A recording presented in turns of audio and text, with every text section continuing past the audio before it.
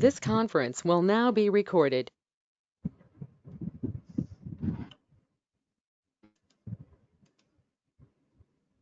Good afternoon, everybody. Am I audible to all of you?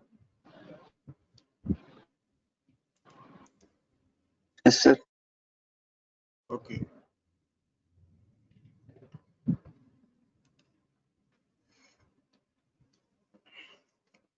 Today we'll be discussing about orbital tumors and orbitotomy.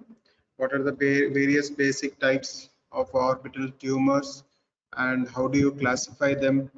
How do you try to remember them, or different types of orbital tumors, how to classify them, how to remember them at each age group, what is being presented, which change, what changes occur in them, and based on their location, based on the age, whether it is primary, whether it is secondary, whether it is metastatic. So different methods of classification is there for orbital tumors, and orbitotomy is nothing but a surgery where you approach the tumor and try to remove it. There are different methods of orbitotomy where you try to approach the tumor which is present within the orbit, whether it is in the superior-temporal side, whether it is retroorbital, whether it is in the medial side, whether it is in the inferior or inferior temporal side, different locations of the tumors you try to approach based on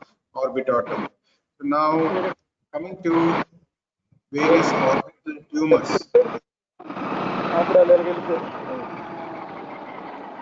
What are the various orbital tumors we come across? So broadly, you can classify orbital tumors. There is a different classification which is given in Purana, which is quite extensive. I have simplified it for you into 4 basic groups. Basically, you divide it into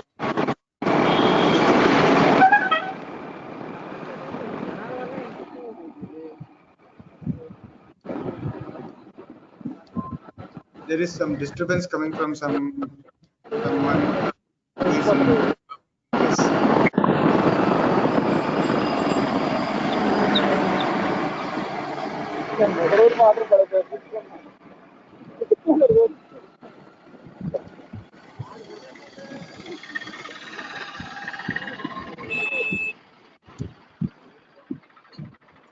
Okay, we go into the various classifications of orbital tumors. We have basically 4 broad groups: primary tumors, secondary tumors, and some tumor-like conditions in the orbit, and pediatric orbital tumors or pseudotumors. Broadly, all the tumors can be grouped into 1.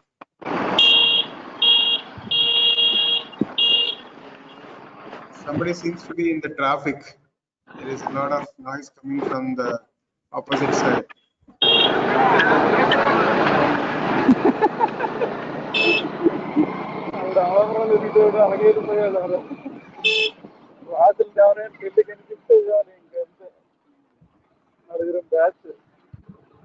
Okay, we'll go into various types of primary tumors. There are different types of primary tumors. They can be orbital lymphoma and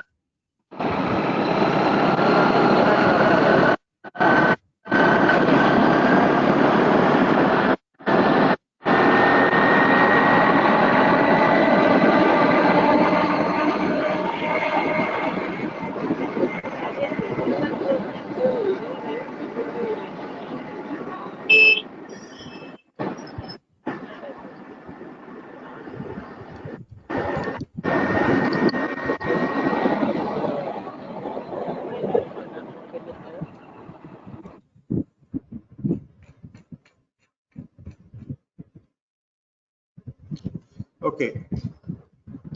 Various types of tumors include orbital lymphoma, primary or secondary, vascular tumors. Vascular tumors are tumors which arise from the vessels. They can be hemangiomas, which could be cavernous or capillary. They could arise from the lymphatics. You can name them as lymphangiomas. When veins get dilated, then varices. and arteriovenous fistulas and malformations, and hemangioperetic pericytomas and angiosarcomas. These are all tumors which are related to the vessels which are present in the orbit. And lymphomas can be primary or secondary. There could be fibrohistiocytic tumors, similarly tumors arising from the bone, which could be osteoma or osteoblastoma or osteosarcoma. Cartilage forming lesions include chondroma, chondrosarcoma, and so on. Then there are other primary tumors like fibroosseous lesions, fibrous dysplasia, ossifying fibroma, and giant cell rich lesions like giant cell reparative granuloma, cystic lesions like simple bone cysts or aneurysms. So these are all primary tumors which arise primarily from the orbit, and their main source of origin is from the various tissues which are present in the orbit. They could be either from the lymphatics, from the vessels, from the bone, from the fibroosseous tissues, from the giant cells, or they could be like cartilage or vascular tumors. These all tumors arise from the orbit itself. Now, secondary tumors. What are the various secondary tumors which arise in the orbit? They can arise from the eyelid or the periocular skin. They could be, those include like basal cell carcinoma, squamous cell carcinoma, sebaceous gland carcinoma, melanoma. These are the tumors which arise around the orbit in the skin, like eyelids and periocular skin, and they can progress into the orbit. And ocular tumors, like say for example, if the tumor arises from the retina, the child, it can increase in size and it can form retinoblastoma. Similarly, choroidal melanoma. These are the tumors which arise from the eye, and these are not primarily from the contents within the orbit, but it is from the one of the content, that is eye or surrounding tissues of the orbit. Then cranial and nasal cavities and paranasal sinus, which include benign and malignant tumors like epithelial or mesenchymal or lymphoproliferative tumors, and then finally the metastatic tumors. So we have seen primary tumors, we have seen secondary tumors, but the third group of classification is pediatric orbital tumors, which could be benign or malignant or secondary and metastatic. So benign tumors and malignant tumors. In malignant tumors, we have rhabdomyosarcoma. In secondary or metastatic tumors, we have tumors include. These are the examples of benign pediatric tumors, as we have classified here into benign, malignant, and secondary metastatic tumors. The benign pediatric tumors include hematomas like neurofibroma, vascular hematomas like AV malformations, teratomas, choriostomas, histiocytosis, cysts, orbitocranial maldevelopments, different types of tumors, dermoid cyst, Langan cell histiocytosis, Dacryops, Encephalocele. These are all benign tumors which are seen in child age group. Malignant tumor, we have seen an example of rhabdomyosarcoma. Then there are various tumor-like conditions which cause swelling of the orbit, like which could be inflammations or infections. If it is an infection, it is called as orbital cellulitis or mucormycosis. If it is an inflammation, it is called as idiopathic inflammatory orbital disease or pseudo tumor. Now coming to various types of orbital lesions, we will go into various types of orbital lesions. First one is Dacryops. These are all cystic type of orbital lesions. Dacryops, dermoid cyst, mucocele, or encephalocele. Now we'll go into each one of these. You can see this is an example of Dacryops. Here you can see this is in the lateral side. There is a small cystic swelling you can see here. This cystic swelling is which arises from the ductal cyst of the lacrimal gland. So lacrimal gland has ducts which secrete tear film into the cul-de-sac or the conjunctival sac. It is usually bilateral. It is a round cystic lesion which originates from palpebral portion of the lacrimal gland and protrudes into the superior fornix. And this is an example of Dacryops. This is also called as one of the cystic lesion of the orbit. Now then dermoid cyst. Coming to dermoid cyst, you can see there is a swelling here and you can see there is a swelling here.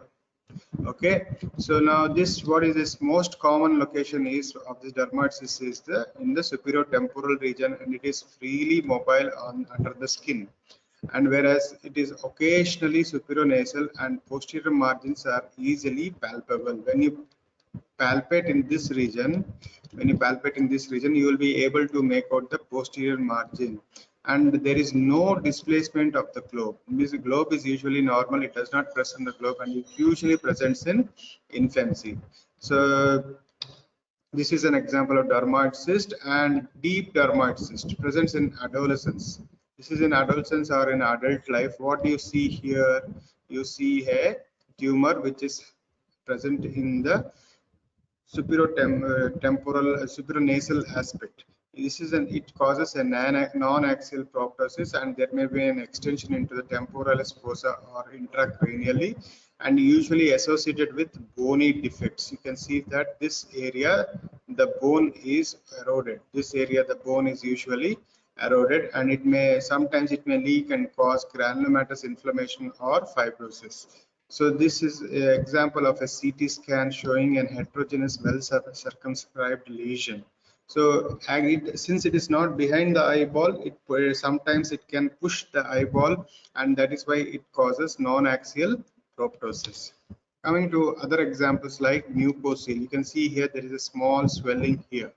This is swelling, and here you can see there is a another swelling which is inflamed. So what is this mucocele? Usually we have all of us have frontal sinus in this region. So whenever there is some protrusion or sinuses, whenever there is a problem in the drainage, they produce all these features of mucocele. So they are present usually in adult life, and they are caused by obstruction of the drainage of the normal sinus secretion, usually the frontal or ethmoidal, and they are slowly expanding lesion which gradually erode the sinus wall. So this is an example which arises from the sinuses. Now, what is an encephalocele? Encephalocele, you can see here, there is a defect in the bone. There is a defect in the bone in the superior wall of the bone here.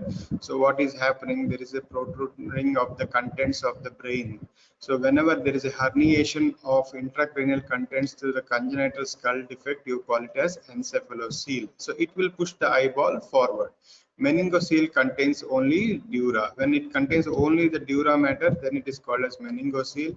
When it contains both the brain and the meninges, then it is called as meningoencephalocele. It contains the dura and the brain. It is usually anterior or frontoethmoidal region, or posterior or sphenoethmoidal region. So that how do you make out? When you ask the patient to cough, you can feel the pulsatile or you can feel the pulsating proptosis, or you can feel the bruit when you when you touch the eye globe, or when you ask the patient to close his eyes and ask him to cough, you will feel the pulsation. So that is one classical example of pulsating proptosis. Now coming to anterior encephalocele, you can see here there is a diffuse swelling which is present over the eyelid. So it involves usually the superomedial part of the orbit, and it usually displaces the globe forward and laterally. So the globe seems to be displaced forward here, and there is an axial proptosis. This is an example of anterior encephalocele. If you see here, there is a defect in the bone here, okay, and something is pushing the eyeball forward. From, you can see there is this area, something is pushing the eyeball down and forward. So congenital defect in the sphenoid bone here, which is seen on the CT, and there is globe displacement forward and downward. So this is an example of posterior encephalocele. Now, what are the common associations in encephalocele? Usually there is a coloboma. This is an optic disc where you can see the coloboma, or it is an example of morning glory syndrome or morning glory anomaly, and there is a cleft palate, and sometimes it is a neurofibromatosis type 1. Features are associated with encephalocele. So this is cephaloid spots, and these are the neurofibromatosis nodules which are seen on the skin. Now, till now we have seen all the various types of cystic lesions in the orbit. Now we will go through the orbital tumors, various other types of tumors like vascular tumors, lacrimal gland tumors, neural tumors, and other miscellaneous tumors. So what are the vascular tumors? Now this is an example of capillary hemangioma. You can see here on the skin of the baby, most common orbital tumor in children, and it presents in 30% of birth and 100% at 6 months. Most commonly, it is in the superior or anterior orbit and may enlarge on coughing or straining. So this is called as strawberry nevus. You can see this is sometimes given as a name as strawberry nevus. Usually steroids, if you inject, this subsides, or with age it usually subsides. Capillary hemangioma is another example. You can see here there is a swelling and there is a change in the color of the swelling. So it is a growth. It usually grows in during the first year and usually subsides by 7 years of age. So this is an example of capillary hemangioma. There are usually some systemic associations with capillary hemangioma, usually associated with high output cardiac failure, thrombocytopenia, and anemia. So that syndrome is called as Kasabach-Merritt syndrome. And Maffucci syndrome is another association here, where you see the skin hemangiomas and enchondromatous. So the injections of steroids are given, systemic steroids are given, and local resections sometimes is tried, which is very difficult. Now this is an example of cavernous hemangioma. Previously you saw a capillary hemangioma. Here this is also an example of capillary hemangioma, and now we are seeing a cavernous hemangioma, which is a venous origin. You can see there is a lot of folds in the fundus, in the macula of the fundus. This is the disc, these are the vessels, and this area is called the macula. This complete area is called the macula. In the macula you can see various folds which are there, which indicates that something is pressing the eye globe from behind. So usually it is a slowly progressive axial proptosis, which is most common benign orbital tumor in adults, and it is located just behind the globe. So that is why it causes axial proptosis, and female preponderance is seen in 70% of cases, and it presents usually in 4th to 5th decade. So surgical excision is the treatment of choice. Now coming to lacrimal gland tumors, they are mostly lymphoid tumors which form 50% of the tumors, and the other 50% is formed by pleomorphic adenoma and malignant lacrimal gland tumors. Malignant lacrimal gland tumors can be further classified into pleomorphic adenocarcinoma, adenocystic carcinoma, and mucoepidermoid carcinoma. So basically, adenocystic carcinoma is the most common variety of the malignant, and in benign or broadly malignant tumors are classified into lymphoid, pleomorphic, and malignant. These are the 3 broad classifications of the lacrimal gland tumors. So where is the location of the lacrimal gland? It is on the temporal side here. So it is usually painless, very slowly progressive, smooth mass in the lacrimal fossa, since it is present on the superiotemporal side, it pushes the globe in this direction. So it pushes the globe in the inferonasal side, or there is an inferonasal displacement. So the posterior extension may cause proptosis and ophthalmoplegia. So you can see here there's an encapsulated tumor which is pushing the globe inferiorly and nasally. So you can see, because of the tumor, you compare the bones this side and compare the bones this side, you can see the bone is eroded. So the bone, when the bone is eroded, it indicates that it is a long-standing tumor. So this is an example of lacrimal gland carcinoma, which usually presents in the 4th to 6th decade, and it is usually painful, fast-growing mass in the lacrimal fossa, and inferonasal globe displacement is there. So you can see here, this is the area of the lacrimal tumor, and the globe is displaced inferonasally. And what is happening, the posterior extension may cause proptosis. So if the tumor extends behind the eyeball, it will cause proptosis, ophthalmoplegia, episcleral venous congestion. This is, you can see all the congestion here around the eyeball, episcleral venous congestion, and trigeminal hypoesthesia. So treatment is usually radical surgery or radiotherapy.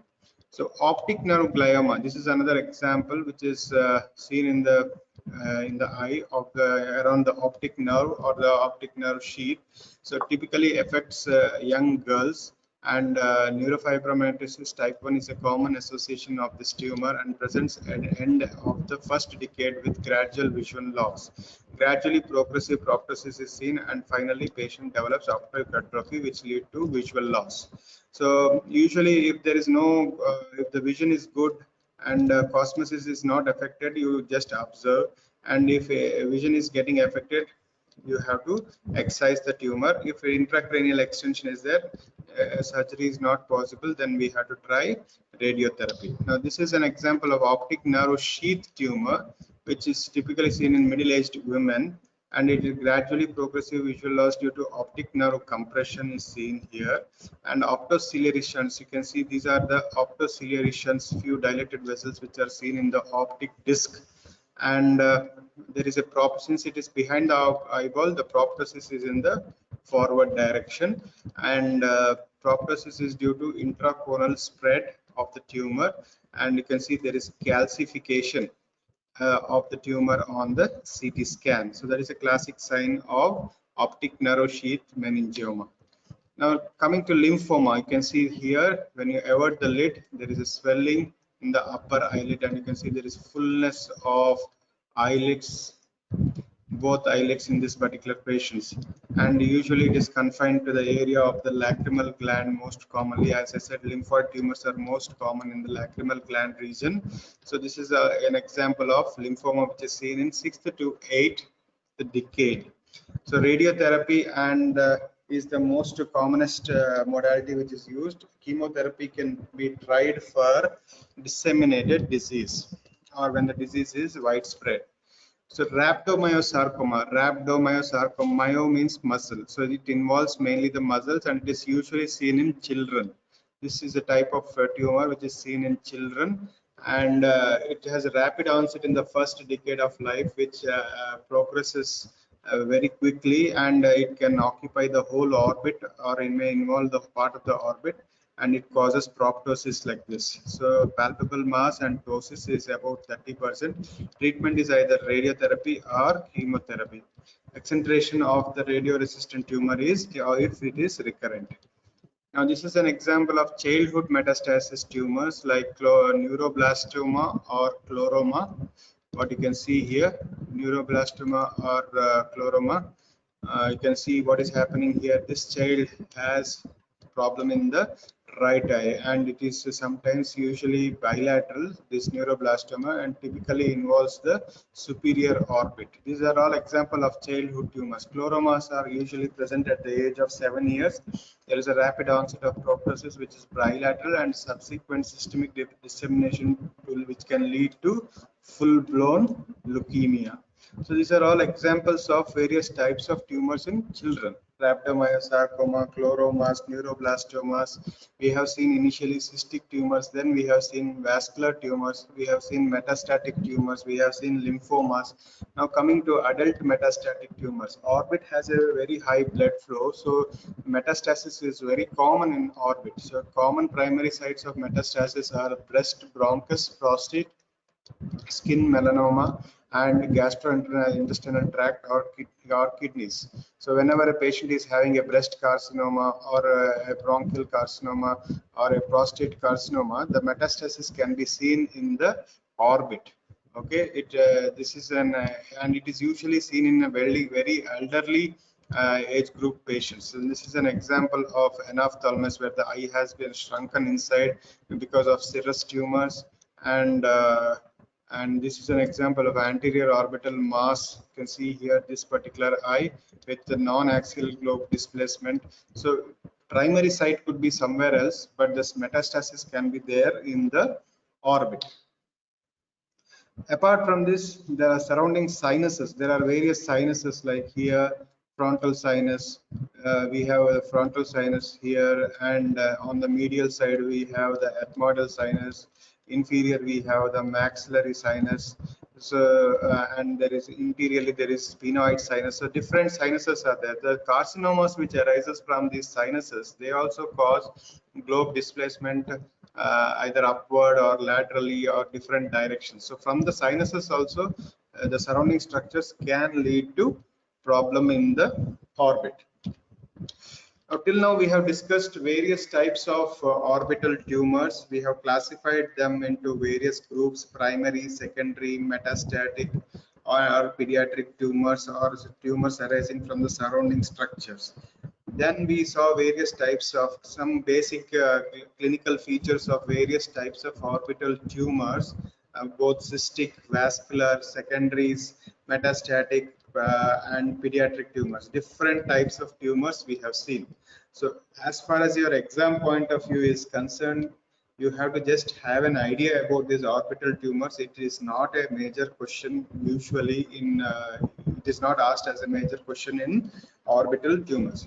Now we have seen various types of orbital tumors, and now let's come to the surgical management of orbital tumors. How do you approach surgically the orbital tumors? So surgically, to approach orbital tumors, you have to either enter from here, that is anteriorly, or laterally, or medially, or inferiorly. So there are four locations from which you enter into the orbit. So when you enter through from the anteriorly, it is called as anterior orbitotomy. When you enter from the lateral side, it is called as lateral orbitotomy. When you enter from the medial side, it is called as medial orbitotomy. When you enter inferiorly, it is called as inferior orbitotomy. So based on the location from where you are entering into the orbit, you classify that into that particular type of orbit. Sometimes you will have to enter using the zygomatic bone or cranially also. Sometimes you might have to break the bone here in the skull bone also and enter into the orbit if the intracranial extension is there. So it is not only orbital, then that time you call it as extra orbital approach.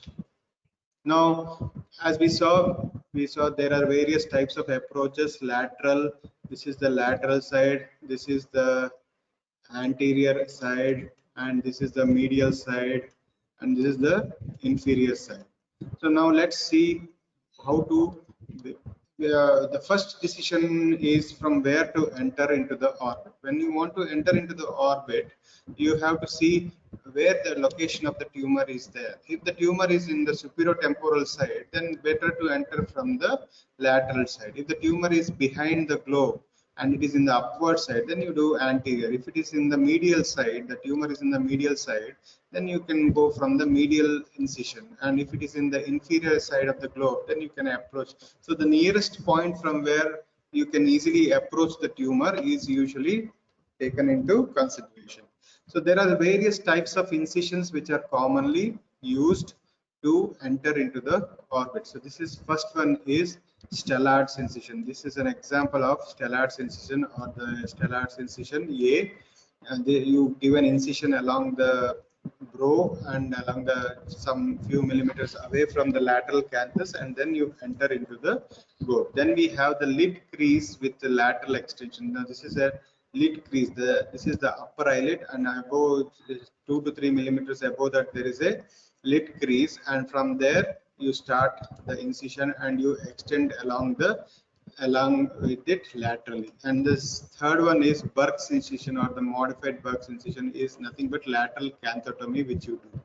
And then there is a D, the transcanalular and frontoethmoidal. So these two incisions, D and E, these two incisions are used to enter the orbit from the medial side. So deep orbitotomy usually is entered either from the lateral side or from the medial side. Now coming to anterior orbitotomy. Anterior orbitotomy, you either use the upper lid crease. Now this is an example of upper lid crease, the F which is used, the dome shaped incision. And then this is the vertical lid split. The lid is split into equal halves, and then you enter into the orbit.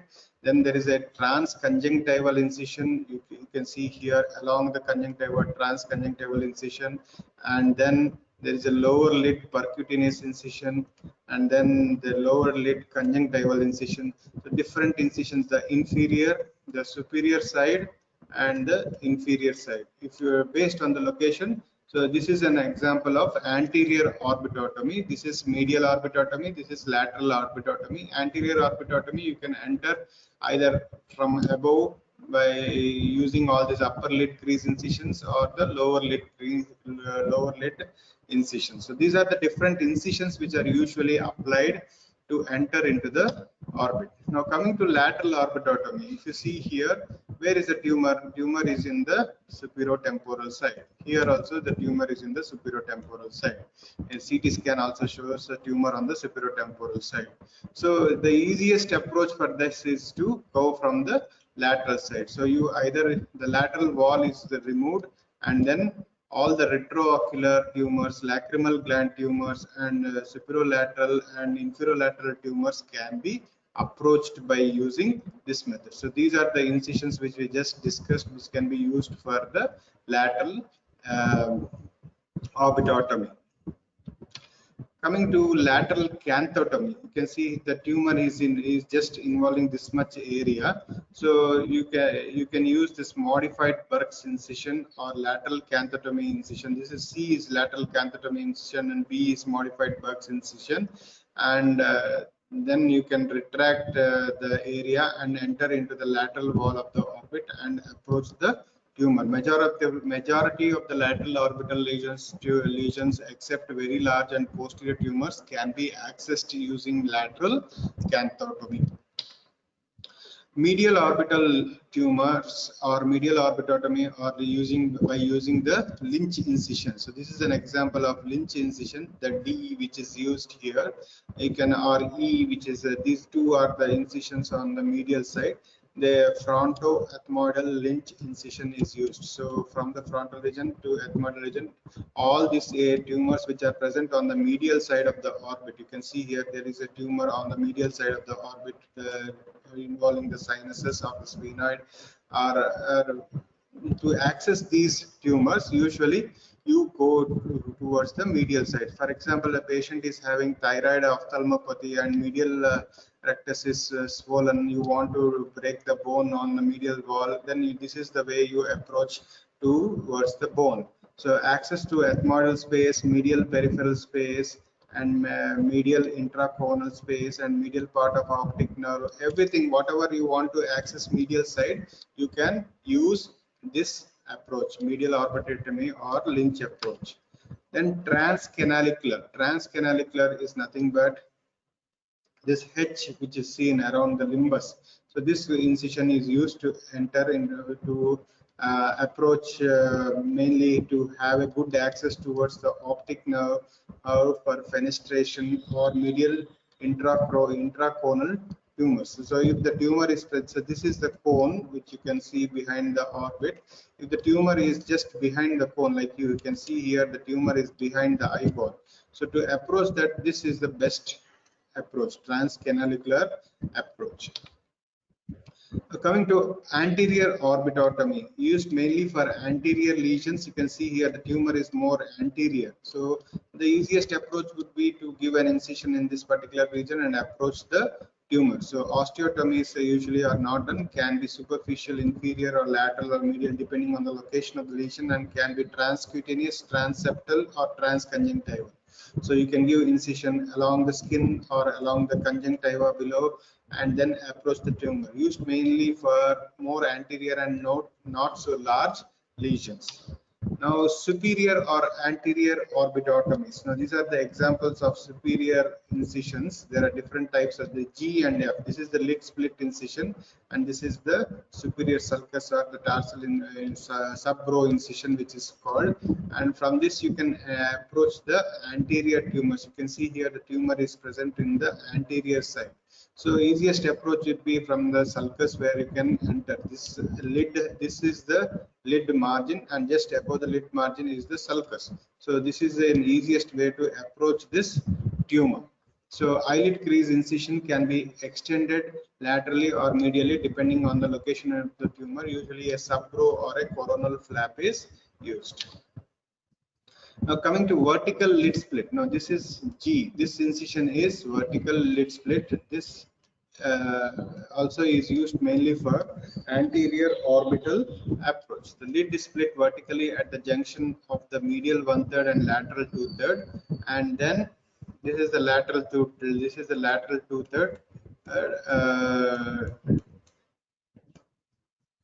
This is the lateral 2/3, and this is the medial 1/3. So lid is approximately split in this particular region, and then you are able to approach the LPS, superior rectus complex, and medial rectus. All these you can retract towards the side, and which can give access to the lesions on the superior medial side. So if the tumor is neither medially present nor superiorly present, and it is in the superior medial side, then the lid split is the best way to approach. So retroocular lesions can also be accessed with ease in this using this particular incision, and lid can be re-approximated without much scarring. So that is the advantage of this lid split incision. Now coming to transconjunctival or medial anterior orbitotomy. So transconjunctival is you just pull the lower lid down, and you can open up the conjunctiva and access the orbit, or you can give an incision on the skin below. This is the lid margin crease. Just below that you can give an incision, and then you can access the tumors. In transconjunctival orbitotomy, 180 degrees peritomy is done at the medial limbus, and medial rectus is disinserted to give access to the medial intraconal space. Optic nerve can be accessed. So from just you push the eyeball upwards, and you can just enter from below the inferior orbital wall to access the tumor. So this is an example of transconjunctival medial anterior orbitotomy. Inferior orbitotomies, you can use the lid crease to avoid damage to inferior oblique, but can cause lymphedema or ectropion, and can give access to inferior palpebral space lesions and repair the floor fractures in inferior or intraconal spaces. Suppose there is a this you can see here, the patient is having ectropion, or you can see there are a lot of scars here, cicatricial here. Probably he has had an RPA, and there is a damage to the floor of the orbit. If you want to repair the floor of the orbit, you can use this incision on the skin and approach the floor of the orbit and repair the floor of the orbit. Inferior orbitotomy is usually a subciliary incision also gives an access to the inferior orbit or the lesions therein. So this is the ciliary. Subciliary incision can be given here, and you can access the tumor here and excise the tumor. So these are various examples of inferior orbitotomy. Other than orbitotomies, when you involve the frontal bone, or when you involve the zygomatic bone also, depending on the size of the lesion, then you call it as orbitofrontal or orbitozygomatic approaches. It was reported first by Dandy, and it is indicated for lesions in the orbital apex. Means the lesion is far behind near the apex of the orbit, where the optic nerve enters into the orbit. So for just close to that or near the superior orbital fissure, if the lesion is there, then you will have to approach using orbitofrontal or orbitozygomatic, because two more bones needs to be involved. The lesion, you might have to break the zygomatic bone, or you might have to break the frontal bone to access the lesions which are much more behind. So for orbitocranial or sino-orbital lesions, so usually you require a help of an ENT surgeon or a neurosurgeon to do such procedures. So it is not plainly limited to anterior part of the orbit or just close to the eyeball. It is much more behind. So usually interdisciplinary approach is required. So these are the various types of approaches of the orbitotomies: superior or the anterior orbitotomy, lateral orbitotomy, medial orbitotomy. So anterior orbitotomy can further be classified into superior and inferior. We have seen various types of incisions where we can give to access the tumor which is closer to that particular type of incision. So first you locate the place of the tumor, and then you decide where to give the incision. So usually this is the approach which is followed for cases of orbitotomy. So various types of tumors we have seen. What are how we have classified the tumors? We have seen some basic features of various types of tumors. Then we have seen how to access the tumors by orbitotomy. We have seen various types of orbitotomies and various types of incisions, and how to approach these tumors by various types of incisions. With this, I think I end my class today. If anybody has any clarifications, you can always approach us. Thank you.